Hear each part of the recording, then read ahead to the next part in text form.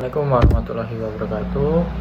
Perkenalkan, nama saya Wildan Nabil Martika dengan NIM 255669313 PN19964 dari Prodi MSA.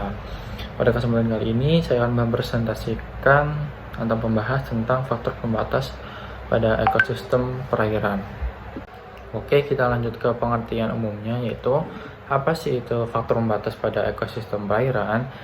Nah, faktor pembatas pada ekosistem perairan adalah segala kondisi lingkungan yang dapat menghambat pertumbuhan, perkembangan, dan kelangsungan hidup suatu organisme di perairan. Faktor ini menentukan jenis organisme apa yang mampu hidup pada suatu perairan dan mengatur dinamika populasi di dalamnya. Jika suatu faktor berada di lingkungan kisaran toleransi organisme baik terlalu tinggi ataupun terlalu rendah, maka proses fisiologis dan aktivitas biologis organisme akan terganggu. Nah, ada beberapa faktor lainnya, antara lain ada faktor fisika, faktor kimia, faktor biologi, dan faktor akibat ulah manusia. Oke, kita lanjut ke faktor fisika. Nah, selanjutnya ada faktor fisika. Faktor fisika merupakan komponen lingkungan yang secara langsung memengaruhi kondisi hidup organisme perairan. Nah, jadi ada beberapa faktor, antara lain itu ada cahaya, ada faktor cahaya, ada faktor suhu, ada faktor kedalaman, dan kekeruhan. Jadi cahaya menjadi faktor pembatas penting karena intensitas nurunnya seiring ke dalamnya ini menghambat fotosintesis pada fitoplankton dan tumbuhan air di dalamnya. Lalu suhu ini memengaruhi metabolisme organisme. Perubahan suhu yang ekstrim dapat menyebabkan ikan stres. Lalu kedalaman dan tekanan turut membatasi jenis organisme yang dapat hidup di zona tertentu. Dan yang terakhir itu ada kekeruhan. Kekeruhan ini hampir sama dengan cahaya. Kalau kekeruhannya padat, ini akan menghambat cahaya masuk ke dalam air dan menghambat fotosintesis di dalamnya. Nah, selanjutnya ini ada faktor kimia. Faktor kimia ini antara lain ada DO, ada pH, ada nutrien, ada salinitas. Nah, DO, oksigen terlarut, merupakan faktor pembatas utama. Kadar DO yang rendah menyebabkan ikan dan organisme lainnya ini sulit bertahan. Sedangkan pH yang terlalu asam ataupun basa dapat merusak jaringan organisme dan mengganggu proses fisiologinya. Terus nutrien ini seperti nitrogen dan fosfat ini diperlukan dalam jumlah yang optimal. Kelebihan nutrien ini menyebabkan eutrofikasi, sedangkan kekurangan nutrien ini menghambat pertumbuhan tanaman air. Nah, yang terakhir ini ada salinitas. Salinitas menjadi pembatas pada organisme yang tidak mampu beradaptasi dengan perubahan kadar garam. Nah, selanjutnya kita ke faktor biologi.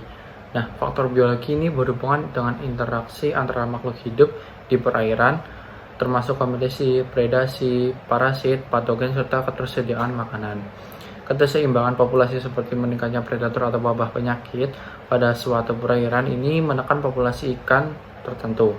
Selain itu, rendahnya keberadaan fitoplankton ataupun zooplankton sebagai sumber makanan makhluk hidup di perairan seperti ikan-ikan ini akan menghambat pertumbuhan biota yang hidup di perairan yang lebih tinggi dalam rantai makanan. Hubungan trofik yang tidak stabil akan memengaruhi keseimbangan seluruh ekosistem perairan. Oke, kita lanjut ke faktor selanjutnya. Faktor selanjutnya ini ada faktor akibat ulah manusia.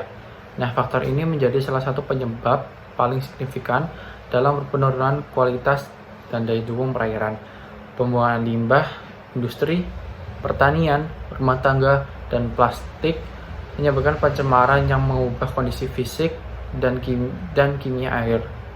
Lalu ada aktivitas juga yang merugikan perairan, yaitu ada aktivitas penangkapan ikan berlebihan atau overfishing, lalu reklamasi, deforestasi, serta alih fungsi lahan perairan.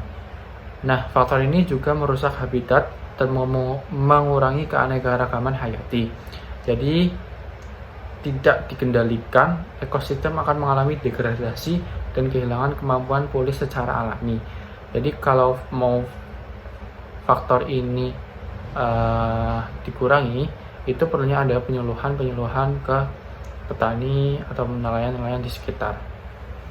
Nah, secara keseluruhan, keempat faktor tersebut saling berinteraksi dan menentukan keseimbangan ekosistem perairan.